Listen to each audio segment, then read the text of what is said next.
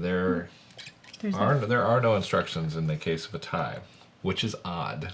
What should we do?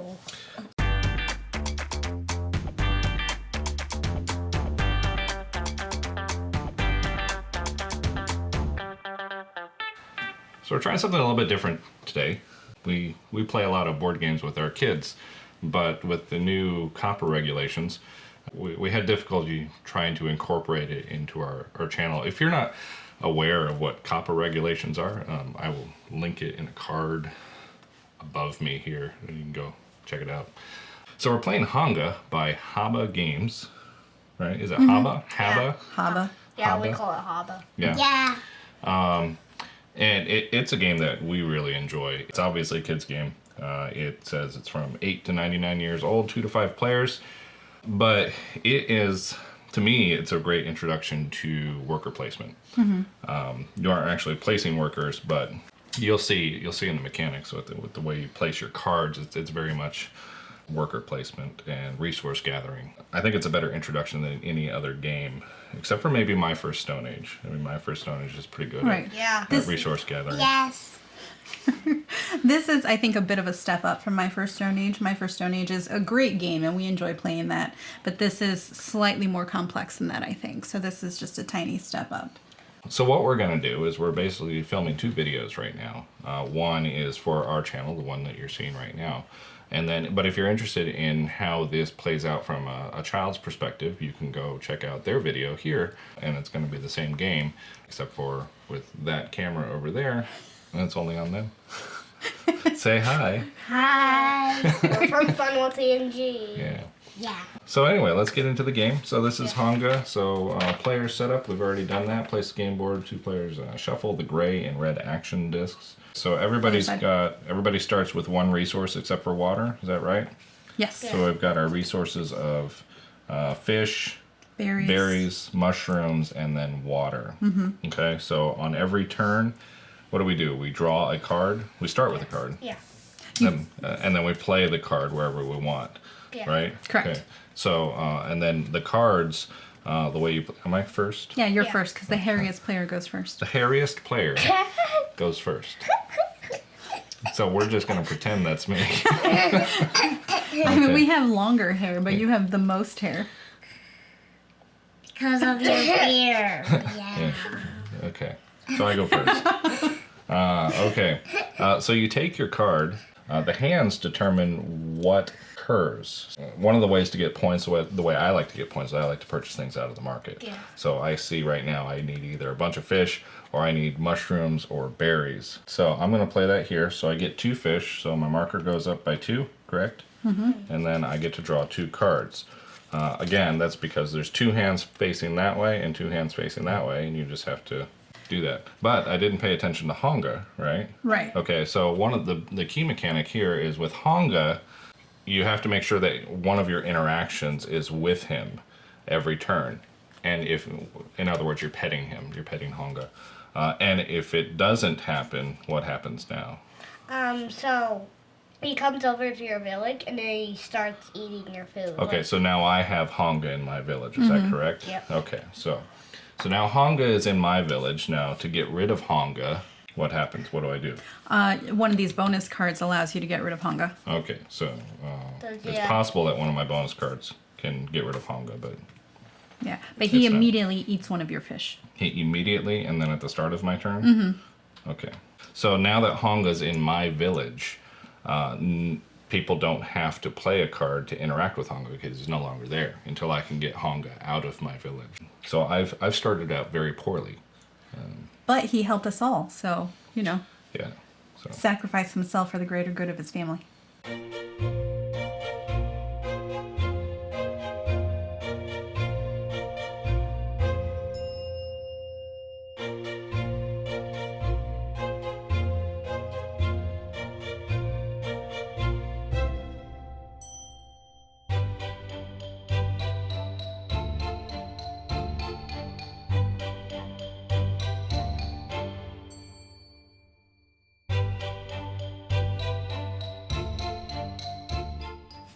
Three mushrooms. I have 3 mushrooms and 3 berries. Okay? So I'm going to get these 2 cards.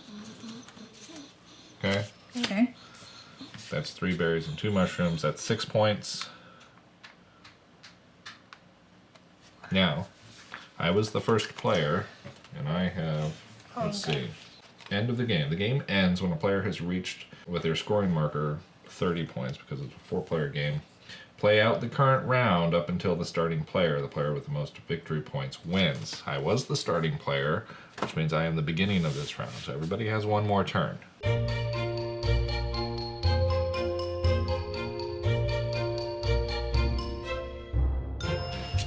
So, end of the game. The player with the most victory points wins. There are no instructions in the case of a tie, which is odd. What should we do? So I would think that you go with the number of mammoths, because those are the hardest things to get. So those with the most leftover mammoths would win the tie, but we both have 1 mammoth. And then I would go to the number of resources afterwards. I have 0. I have 1 resource. Mic drop. You're about to make up a rule. No, not valid. No, I mean, the only thing is that Honga's eating your village. If I would have had another turn, but I don't have another turn. Right. You want to give me another turn? I'll go ahead and buy some more stuff. But, No. yeah. Okay. No, I would agree. Resources would be the next thing. Okay. So it looks like I won by a mushroom. Wow. So, Mushroom. yeah. So what I like about the game is it is a children's game, but the level of strategy that you can apply to it. I mean, you can see a lot of this game in a lot of normal mainstream games. You know, it's managing your resources to purchase victory points at the market. That's in a number of games. The mammoth track, I think, is the most unique portion of this, because the mammoth track handles so many different things. It gives you the tusk, which gives you better cards. And then eventually you get your mammoths back and use them in trade, which coincidentally came up at the end of the game. So it's it's. I think you're right. I think it introduces a lot of elements that are common to other games, but it's in a very friendly format. So I mean, it's easy for younger players to understand and sort of get a handle on. But the adults can get cutthroat in it. You know, Right, so. and he always does. Just play to win. Well, actually, this looks like the past. It kind of is. Right, it's prehistoric. Yeah, it is the past. It is the Honga. past. It's the far past. The Honga's a grass. Yeah, but I think the theme is integrated nicely. So here you are trading with other tribes. You know, you're managing your herd, gathering resources, climbing a mountain to make offerings. Like I think the theme is very nice here. And there's no dinosaurs. What the kids like, which I think is kind of fun too, is Honga, how he comes and invades your village if you don't pay attention to him, if you're not nice to him. Right. So petting Honga is or I guess paying homage to Honga. Yeah. But we call it petting him because, you know, the cards are hands. So it's like, gotta pet Honga or he comes and eats your food. So I like it. It's one of my favorite HABA games. HABA. Yeah. I think that's one of the things that I love about HABA anyway, is I think I've seen their games grow with our family. Like, we have very young HABA games, like My First Orchard is a game that they loved and they played. And I feel like their games have grown in complexity as our children have gotten older. And so that's kept it interesting for all of us. So this is us playing HABA as a family. Tell us if you like... Honga. We're playing Honga. Honga by HABA. Yeah. So this is us playing Honga by HABA. Oh my. And this is us playing Honga by HABA with our family. Tell us if this is a game that you like and you play with your children. And tell us if we played it wrong. Anyway, like and subscribe. Thumbs up.